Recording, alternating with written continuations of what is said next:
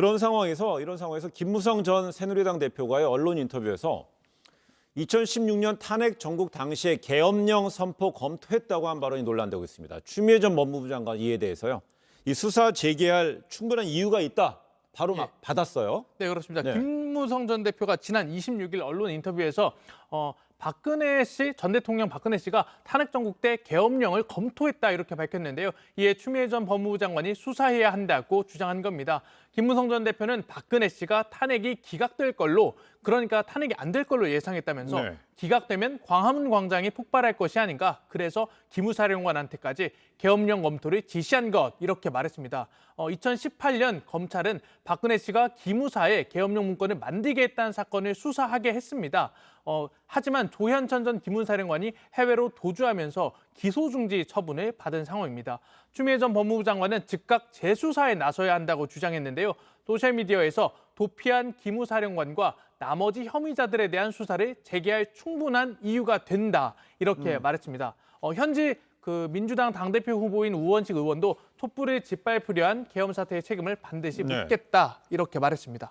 어때요? 추 전 장관 이런 생각대로 수사 재개 가능할까요? 글쎄요. 만약에 가능했다고 하면 진작에 했겠죠. 근데 지금 해외 도피한 상황이기 때문에 지금 그 소재를 찾아내지 못하고 있다. 이런 것 때문에 수사가 안 되고 있는 상황 아니겠습니까?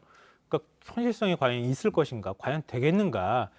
물론은 명분상으로는 당연히 수사 재개해야 됩니다라고 말은 할 수 있지만 현실적으로 쉽지는 않을 것이다, 이렇게 생각이 되고요. 근데 저는 이게 이해와 요구가 맞아떨어진 거라고 생각해요. 그러니까 왜 이 발언이 갑자기 툭 튀어나오고 이게 맞장구를 쳐주느냐. 그러니까 지금 참고인 중지 처분 받은 사람이 한 명 있어요. 황교안 전 대표입니다. 그러니까 친박 부활, 그러니까 황교안 전 대표가 당시 권한대행이었고 대통령 권한대행이었잖아요. 그러니까 황교안 전 대표를 견제하기 위해서 김무성 전 대표가 이런 발언을 계엄령 발언을 꺼냈고, 추미애 전 장관은 지금 여권 내에서 입지가 많이 축소돼 있는 상황인데, 그거 봐라, 내가 그때 그런 역할을 하지 않았느냐, 이렇게 얘기하고 싶은 이해와 요구가 맞아떨어진 거 아닌가 싶습니다. 알겠습니다. 그러면서 본인이 탄핵 추진 과정에서 김무성 전 대표 회동이 역사의 물줄기를 바꾼 결정적 순간이 되는 회고됐기 때문에요. 그 당시 본인의 어떤 역할론에 대해서 좀 강조하고 싶었던 것이 방점이 아닌가, 이런 분석도 있네요.